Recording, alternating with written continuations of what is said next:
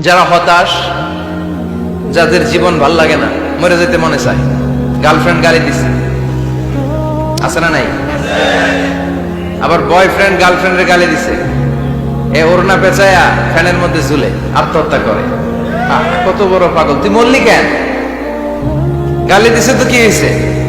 হ্যাঁ, বুঝতে চায় না, হতাশ হয়ে যায়। আর বয়স কম তো, ইচড়ে পাকা, অল্পতে কাবু হয়ে যায়। এই সূরাগুলো পড়ে না, এখানে আশার বাণী আছে।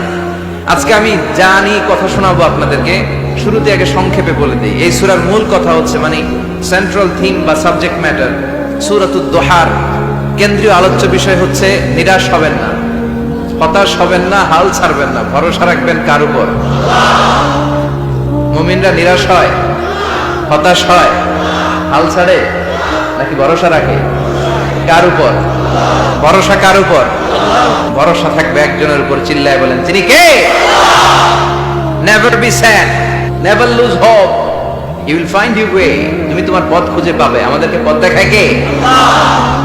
হতাশ যারা, ফ্রাস্ট্রেটেড, আপসেট পিপল, তাদের জন্য, হতাশ ব্যক্তিদের জন্য এই সূরাটা একটা আলোক বর্তিকা, একটা আলোর মশাল।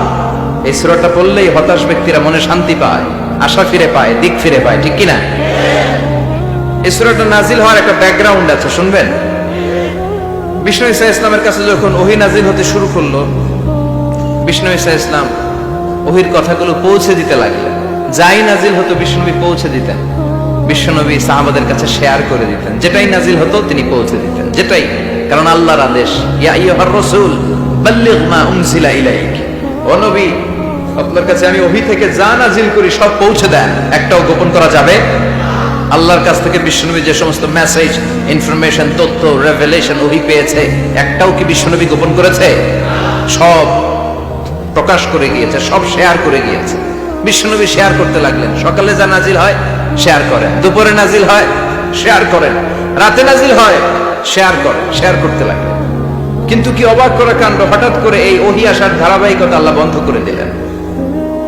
ওহী আর আসে না, আকাশ থেকে নতুন তথ্য আর নামে না। ঘটনা কি? ওহী আসে না কেন? তথ্য আসে না কেন? জিব্রাইল আসে না কেন?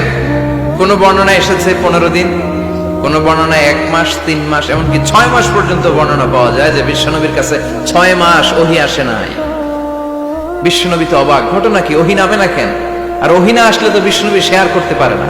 এতদিন যা আসতো বলে বেড়াতো, এখন আসেও না, বলতেও পারে না। কাফির মুশরিকরা বিশ্বনবীর গালি দিতে শুরু করলো, মুহাম্মদের রব মুহাম্মদরে ভুইলা গেছে, মুহাম্মদের আল্লাহ মুহাম্মদরে ছেড়ে দিয়েছে। বিশ্বনবীর চাচি আবু লাহাবের স্ত্রী উম্মে জামিল বলতে শুরু করলো, কি মুহাম্মদ, তোমার শয়তানটা তোমার কাছে আসে না? না, শয়তান দ্বারা তিনি জিব্রাইলকে বুঝিয়েছেন যে তোমার জিব্রাইল তোমার কাছে আসে না। এভাবে সবাই গালমন্দ করতে শুরু করলো যে মুহাম্মদের আল্লাহ মুহাম্মদকে ভুলে গিয়েছে।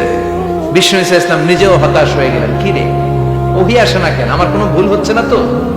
আমার কোনো অপরাধ হয়ে গেল না তো? আল্লাহ কি আমার উপর অসন্তুষ্ট হয়েছেন? আল্লাহ কি আসলেই আমারে ভুলে গেছেন? আল্লাহ কি আমাকে ত্যাগ করেছেন? তিনি কি আমার উপর রেগে আছেন? আমরাও মাঝে মাঝে এরকম হতাশ হয়ে পড়ি। এরকম হতাশ লোক আছে না নাই? কিরে, আমার দোয়া কবুল হয় না কেন? আল্লাহ আমার ডাকে সাড়া দেয় না কেন? আমার জীবনে এত দুঃখ কেন? আমার জীবনে তো ভালো কিছু হয় না, খালি সব কষ্ট আমার কেন? এরকম আছে না নাই? এরকম হতাশদের জন্য এই সূরাটা একটা আলোক বর্তিকা, মোটিভেশনাল সূরা। আলহামদুলিল্লাহ পড়েন। বিশ্বনবীকে আল্লাহ আশ্বস্ত করলেন আর এই সূরাটা নাজিল করলেন আর বললেন, ওয়াদ-দুহা, ওয়াদ-দুহা, দুহা মানে আলো, দুহা মানে আলো, প্রভাতের সূর্য কিরণের শপথ। Look up, the sunlight, it's a very beautiful day out there. ও নবী, হতাশ হবেন না, বেরোন, সকালের সূর্যটা কত সুন্দর, কি ঝলঝলে পৃথিবী, ফকফকে আর তকতকে, দেখলেই মনটা ভরে যায়, ঠিক কি না? দোহা, দোহা মানে আলো, আশার আলো, সম্ভাবনার আলো। আমাদের জীবনে আলোর দরকার আছে না নাই? আলো না থাকলে আমরা বাঁচতে পারবো? আলো লাগে বড় আলো। এই আজকে আলো না থাকলে আমরা দেখা যেত। এজন্য কোরআনকে আল্লাহ আলো বলেছেন। কোরআনকে কি বলেছে? কিতাবুন আনজালনাহু ইলাইকা লিতুখরিজান নাসা মিনাল যুলুমাতি ইলান নূর। ও Muhammad, I've revealed this holy Quran unto you to lead the mankind out of darkness into the light. অন্ধকার থেকে লাইট, লাইট মানে কি? আলো। আলোর দিকে নেওয়ার জন্য কোরআন পাঠিয়েছে। আবার বিশ্বনবীকেও আল্লাহ নূর, নূরের সাথে তুলনা করেছেন। আবার বিশ্বনবী আল্লাহর কাছে নূর চাইতেন, বলছেন আল্লাহ আমার ডানে আলো দাও, আমার বায়ে আলো দাও, আমার সামনে আলো দাও, পিছনে আলো দাও, উপরে আলো দাও, নিচে আলো দাও, আমার দেহে আলো দাও, আমার মাংসপেশির ভিতরে আলো দাও, আমার হাড্ডির ভিতরে আলো দাও, আমার জন্য তুমি আলো দাও। পড়েন আমিন। এজন্য আলো ছাড়া বেঁচে থাকা অসম্ভব। আল্লাহ তাআলা আলোর নামে সূরা দিলেন, সূরাতুদ দুহা, প্রভাতের আলো, প্রভাতের সূর্য কিরণের শপথ, আলোর শপথ। সুবহানাল্লাহ পড়েন। এরপর আল্লাহ বললেন ওয়াল্লাইলি ইযা সাজা, আলোর শপথ, সকাল বেলার সূর্য কিরণের শপথ। দ্বিতীয় আয়াতে আল্লাহ বললেন রাত্রিবেলার শপথ, যখন রাত্রিটা নিঝুম হয়, হয় নিস্তব্ধ, নিঝুম আর নিস্তব্ধ রাতের শপথ। তাহলে আল্লাহ আলোর কসম কাটলেন, তারপরে অন্ধকারের কসম কাটলেন, ঠিক কিনা? আলো দ্বারা মূলত আল্লাহ তাআলা ওহীর আগমনকে বুঝিয়েছে, আর অন্ধকার দ্বারা আল্লাহ তাআলা ওহীর অনুপস্থিতি বুঝিয়েছে। এটা দিয়ে আল্লাহ বুঝাতে চাইলেন, ও নবী, কাফির মুশরিকরা আপনারা গালি দেয়, ওরা বলে যে আমি আপনার ভুলে গেছি, আমি আপনারে ত্যাগ করেছি, আমি আপনার প্রতি অসন্তুষ্ট। না না, আমি ইচ্ছা করে ওহী পাঠাই না, কারণ সব সময় আলো থাকলে ভালো লাগে না, কিছু সময় অন্ধকারের দরকার আছে না নাই? বুঝে শুনে উত্তর দিয়ে। 24 ঘন্টা আলো, 365 দিন খালি আলো আলো আরো আলো। যদি সূর্যের আলো সব সময় থাকে 365 দিন, ভাল লাগবে? রাতে ঘুমাবেন কেমন? আবার সব সময় ঘুটঘুটে অন্ধকার, আলো নাই, ভাল লাগে?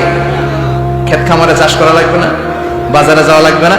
তার মানে আলোরও দরকার আছে, অন্ধকারেরও দরকার আছে। এটা দিয়ে আল্লাহ বুঝাতে চাইলেন, নবী, ওহী নাজিল করার জন্য দরকার আছে, মাঝে মাঝে ওহী বন্ধ রেখে আপনার বিশ্রাম দেওয়ারও দরকার আছে। চিৎকার করে বলেন আল্লাহু আকবার। এজন্য আল্লাহ বললেন ওয়াদ-দুহা ওয়াল-লাইলি ইযা সাজা মা ওয়াদ্দা'আকা রাব্বুকা ওয়া মা ক্বালা ওয়ালাল আখিরাতু খায়রুন লাকা মিনাল উলা। সুবহানাল্লাহ পড়েন। ও নবী, প্রভাতের সূর্য কিরণের শপথ, নিঝুম নিস্তব্ধ রাত্রিবেলার শপথ, আলো আর অন্ধকারের শপথ করে আমি বললাম, আপনার প্রভু আপনারে ভুলে যায় নাই, আপনার উপর অসন্তুষ্ট হয় নাই। আমি আল্লাহ ইচ্ছা করে ওহী বন্ধ রেখেছি, কারণ ওহীর একটা পাওয়ার আছে। বারবার ওহী রিসিভ করলে আপনার স্নায়ু এটা সহ্য করতে পারবে না, আপনার দেহ এটারে বরদাস্ত করতে পারবে না। নবী, আমি আপনার প্রতি এত রহম দিল, এত ভালোবাসি, বারবার ওহী নিতে নিতে আপনার যে কষ্ট হয়, এই কষ্টটা আমার আল্লাহর সহ্য হয় না। এজন্য আমি আল্লাহ ইচ্ছা করে কিছুদিন ওহী বন্ধ রাখছি। সুবহানাল্লাহ পড়েন। তার মানে এই নয় যে আমি আপনারে ভুলে গিয়েছি, আমি আপনারে ছেড়ে দিয়েছি। আরে নবী, আমি তো আমার নামের সাথে আপনার নামকে জুড়ে দিয়েছি, লা ইলাহা ইল্লাল্লাহ মুহাম্মাদুর। যেখানে আমার আল্লাহর নাম, সেখানে বিশ্ব নবীর নাম আছে না নাই? আযান যখন দেই আল্লাহু আকবারের পরে বিশ্ব নবীর নাম আছে না নাই? একামতে আছে না নাই? আবার আল্লাহর জন্য যখন সালাত আদায় করি, শেষ বৈঠকে বিশ্ব নবীর উপর দুরূদ আছে না নাই? রাফা'না লাকা যিকরাক। ও নবী, আপনার নামকে আমি অনেক উপরে তুলে ধরেছি। আমার নাম যেখানে, আপনার নাম ওইখানে। গোটা বিশ্বব্যাপী আপনার নাম ছড়ায় যাবে। ওরা আপনারে গালি দেয় কবি বলে, ওরা গালি দেয় গণক বলে, ওরা বলে আপনি আফতার, লেস কাটা। আসলে যারা আপনারে গালি দেয় ওরাই লেস কাটা। ওরা আপনারে বলে আপনি নির্বংশ, আপনার ছেলেগুলো বেঁচে নাই, মেয়ে বেঁচে আছে, আপনার নাম নেয়ার কেউ থাকবে না। ওই আবু জাহেল, উতবা, সাইবা, ওদের নাম নেয়ার কেউ থাকবে না। আপনি লেসকাটা নন, আপনি নির্বংশ নন। ইন্না শানিয়াকা, চিল্লায় বলেন ইন্না শানিয়াকা। যারা আপনারা গালি দেয়, যারা আপনারা নিয়ে কটু কথা বলে, ওরাই লেসকাটা, ওরাই নির্বংশ। ওদের বংশকে আমি আল্লাহই নির্বংশ করে ছাড়ি। চিল্লায় বলেন ঠিক কিনা? ও নবী, মা ওয়াদ্দা'আকা রাব্বুকা ওয়া মা ক্বালা। আপনার রব আপনারে পরিত্যাগ করে নাই, আপনারে ভুলে যায় নাই, আপনারে ছেড়ে দেয় নাই। আপনার রব ইচ্ছা করেই ওহী নাজিল বন্ধ করে রেখেছে। আমি ইচ্ছা করেই আপনারে প্রেসার দিতে চাই নাই গো নবী, কারণ ওহী রিসিভ করা অনেক কঠিন। এটা আস্তে আস্তে আপনি অভ্যস্ত হবেন। সুবহানাল্লাহ পড়েন। ওহীর একটা পাওয়ার আছে না নাই? আমরা তো কি মজায় মজায় কোরআন পাইছি। এই যে কি সুন্দর কোরআন নিয়ে বসে পড়ি, তাফসীর করি, কি মজার কোরআন। আহা, এই কোরআনটা রিসিভ করতে যে বিশ্বনবীর কত কষ্ট হয়েছে, এই কোরআনকে আল্লাহ বলেছেন এটা কওলান সাকিলা, very heavy and weighty word, এটা অনেক ওজনওয়ালা কথা। ইন্না সানুলকি আলাইকা কওলান, এটার অনেক ওজন। এই কোরআনটা যদি পাহাড়ের উপরে নাজিল করা হতো, পাহাড়গুলো দুমড়ে মুচড়ে ভেঙে টুকরো টুকরো হয়ে খান খান হয়ে যেত, ঠিক কি না? এত কঠিন বানিয়ে এটা। ও নবী, আমি আলোর সাথে ওহির মিল ঘটিয়েছি, আলো দিয়ে ওহিকে বুঝিয়েছি। সূর্যের যেমনি কিরণ আছে, তেজ আছে, এই ওহিরও একটা তেজ আছে। এই তেজ, এই কিরণ আপনি সব সময় সহ্য করতে পারবেন না। এজন্য আমি ইচ্ছা করে কিছুদিন ওহি নাজিল করা বন্ধ করে রেখেছি। সুবহানাল্লাহ পড়েন। ইচ্ছে করে আমি নাজিল করি নাই। সব সময় নাজিল হলে আপনার ভালো লাগতো না। বুখারীর বর্ণনা, আয়েশা বলতেন শীতের রাতে, কনকনে মাঘ মাসের শীতের রাতে যখন বিশ্বনবীর উপর কোরআনের আয়াত নাজিল হতো, বিশ্বনবী ঘেমে ঘেমে একাকার হয়ে যেতেন। হাত্তা লা ইয়াতাফাসসাদু জাবিনুহু আরাকান, বিশ্বনবীর দাড়ি আর থুতনি বেয়ে ঝরঝর করে পানি পড়তো। আমরা কম্বল গায়ে দিয়ে থাকি আর বিশ্বনবী ঘামে। সুবহানাল্লাহ বলবেন না? এটা কওলান সাকিলা, অনেক ওজনওয়ালা কথা। আবার বিশ্বনবী যখন ওটের উপরে বসে থাকা অবস্থায় কোরআনের আয়াত নাজিল হতো, ওটের বুকটা মুহূর্তের মধ্যে বালুর মধ্যে, জমিনের মধ্যে লেগে যেত। ঘোড়ায় চড়া অবস্থায় বিশ্বনবীর কাছে যখন কোরআন নাজিল হতো, ঘোড়ার পা গুলো মরুভূমির বালুতে দেবে যেত। মাঝে মাঝে বিশ্বনবী সাহাবাদের রানের উপরে, পায়ের উপরে মাথা দিয়ে শুয়ে পড়তেন, ক্লান্ত শ্রান্ত। যায়েদ বিন হারেসা, বিশ্বনবীর পালক পুত্র, তার পায়ের উপরে মাথা রেখে বিশ্বনবী একবার কথা বলতে বলতে ঘুমিয়ে পড়লেন। ঘন্টাখানিক ঘুমালেন। যায়েদ বিন হারেসা বলে, আমার কাছে তেমন কোনো কষ্টই হচ্ছে না, বিশ্বনবীর মাথাটা খুব বেশি ওজন মনে হচ্ছে না। ঘন্টাখানিক পর বিশ্বনবীর চোখ খুললেন, আর খোলা মাত্রই ওনার উপর ওহী কোরআনের আয়াত নাজিল করতে শুরু করলো। কে? যায়েদ বিন হারেসা বলে, যখনই কোরআনের আয়াত নাজিল হতে শুরু করলো, আমার মনে হচ্ছে বিশ্বনবীর মাথাটা 50-60 কেজি ওজন বেড়ে গিয়েছে। বিশ্বনবীর মাথার ওজনে আমার পায়ের রান ফেটে যাবে, আমার পায়ের হাড্ডি ফেটে যাবে, আমার পাটা ভেঙে খান খান হয়ে যাবে মনে হচ্ছিল। তার মানে কোরআনের আয়াত যখন নাজিল হয়, বিশ্বনবীর উপর একটা প্রেসার আছে না নাই? এই জন্য আল্লাহ বললেন, নবী আমি আপনার ভুলে যাই নাই। কাফেররা যেমনি আপনারে গালি দেয় যে আমি আপনার ভুলে গিয়েছি, আপনার উপর আমি অসন্তুষ্ট, নেভার, অসম্ভব। আমি আপনার উপর কখনো অসন্তুষ্ট নই, বরং আমি ইচ্ছা করি আপনার উপর থেকে প্রেসার কমিয়ে দেওয়ার জন্য কয়েকদিন ইচ্ছা করে আপনারে ছুটিতে রাখছি। সুবহানাল্লাহ পড়েন, যাতে করে আবার এনার্জি গায়ে নেওয়ার পরে নতুন করে কোরআনের আয়াত রিসিভ করার জন্য আপনি সক্ষম হন। চিল্লায় পড়তে হবে আল্লাহু আকবার।